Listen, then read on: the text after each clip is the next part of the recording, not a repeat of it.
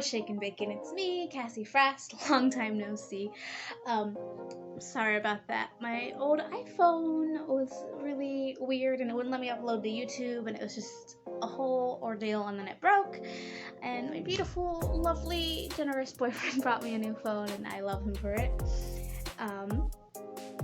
But yeah, today's video, I'm gonna show you guys how I made this lovely little skull drawing. I did it on Halloween and I thought, hey, new phone, why don't I make a video? So I did. I'm challenging myself to make 100 rose drawings in the month of November, or actually to draw 100 roses in the month of November. It's not necessarily the main focus is the roses, but I do want to incorporate at least 100 roses into whatever pieces I am making in November. So here is rose number 1. I thought it'd be a good idea to put on my Santana record, because what better to set the mood than listening to the marathon. The pencils I am using for this are my Faber-Castells. I don't use them often. They're oil-based pencils, and I only have a set of 12 as opposed to the 200 set of Prismacolors I had. But I thought, hey, let's simplify things and just use these 12 colors. And it really helped a lot. Sometimes I'll get overwhelmed with deciding the color scheme of my drawings because I have so many options, but with the smaller set of pencils, it's easier for me to be like, okay, I'm just gonna sit down and draw with what I have. Also, excuse my drink and my fishnets. It was Halloween. My nephew was over and I thought he would like to see me in my costume, and he just made fun of me like he always does. He's 2 years old, so you can't impress them. I don't look like Ryan from Ryan's World, so how am I supposed to be cool?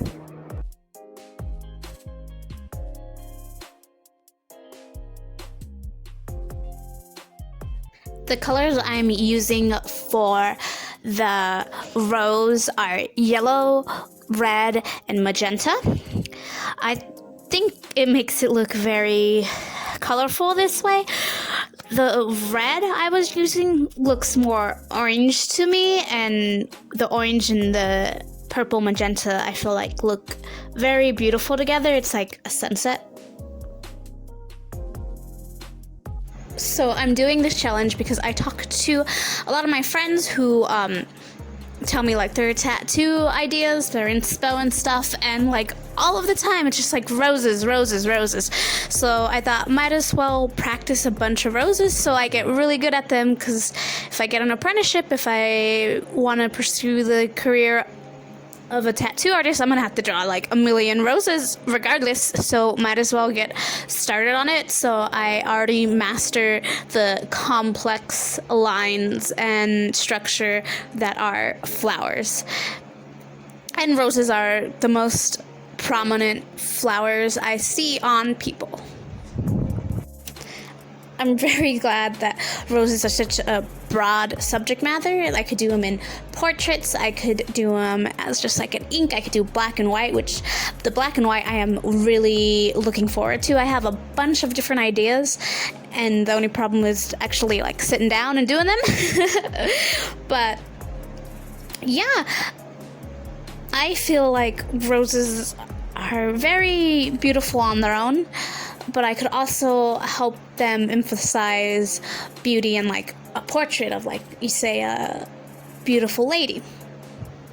I'm still trying to figure out what angle works best for my drawing setup. It's kind of hard because my body's in the way, and it's kind of embarrassing to show people my little like goblin hunch of when I draw, and I draw by my bed, so sometimes I'll put like my leg up and stuff. It looks really silly. I hope it's not too distracting. I just really want you guys to see me actually like drawing the piece. For the skull, I was using the magenta, a little bit of the burnt orange, and the, what is this, burnt umber? Walnut brown. the color names of the Faber-Castell are like so different than the Prismacolors I'm used to using. Color names are just like that, though. I know you'll go pick up a paint and you're like, that's a pretty green. What green is it? And it's like, they'll call it like persuasive green and like elegant blue, and you're just like, it's a color. Why does it have to be persuasive? Usually that's with paints, though. I prefer it for when the color name describes like the pigments they're using. That makes it so much more easier to actually know how to use the colors. I miss going to art stores to see what they name the colors. What's the weirdest color name you guys ever seen? I can't think of any off the top of my head right now, but there's some weird ones out there, especially in like the children's colors and like the beginning student artist colors. They just name them like weird stuff, and I feel like it's so you see it and you're like, that's funny, and you you pick it. That's my little like 12-year-old voice talking. It's just like, that's funny. And yeah, I try to switch up the angles and stuff on this video because I feel like it's just really boring to see me just like hunched over and like drawing speed up like 4 times. So I hope it's not too weird looking. Drawing the skull was really like nerve-wracking because I wanted it to be like white, but I also wanted to show like the tan in between, and I've never actually used the Faber-Castell white because I was reading or watching a bunch of reviews for them, and they say that the Prismacolor white is superior and you should just use that one instead. So whenever I use these, I tend to just burnish with my Prismacolor. But I thought, you know what? I've never done it. How do I know that's true? So later on in the video, you'll see me like burnishing it. Have you guys used these Faber-Castells? Because I try to not buy a bunch of like different art supplies, but in the opposite hand, it's like, how do I know what do I prefer if I just stick with one brand? So I try to pick up like small little sets like this when I can, so that way I know what I like and I feel confident in using the art supplies regardless of brand, regardless if they're oil-based or if they're wax-based. I don't know if they have different type of color pencils besides that, but those are the only 2 I have run across. I know the Caran d'Ache color pencils are supposedly really good, but I have never seen them. They're expensive, and I believe they're from Europe, so I don't see them often in stores here in California.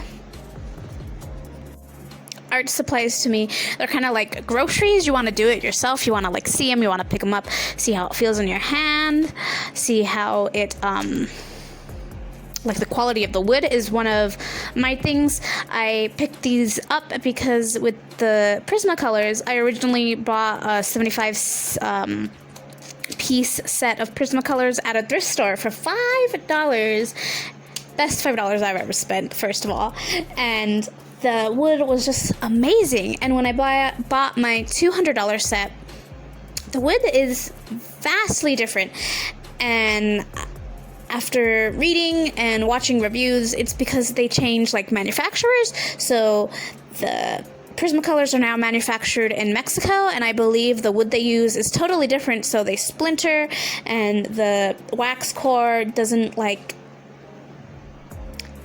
always fit in the pencil. It's very weird. It's like quality issues with them, and with these Faber-Castells I have not run into that. So even though I have the 200 set of Prismacolors, I kind of want to get another set of Faber-Castells, but I don't have the money for that. But that's fine. I work with what I have. I use my Prismacolors, I use my Faber-Castells. I could use them both together. Totally fine.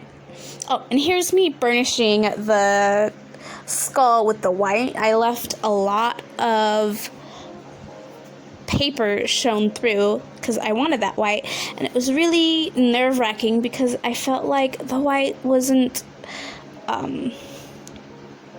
going on very smoothly, and it is because it's a lighter color. It's harder. I didn't have the other colors laid down under it so you could see the mistakes. Very nerve-wracking trying something new, but you gotta do it. You gotta do new things in order to grow. Even if you fail, then you still learn. And after I was done burnishing it, I applied my fixative because I love that bad boy. And here are some close-up shots of the piece.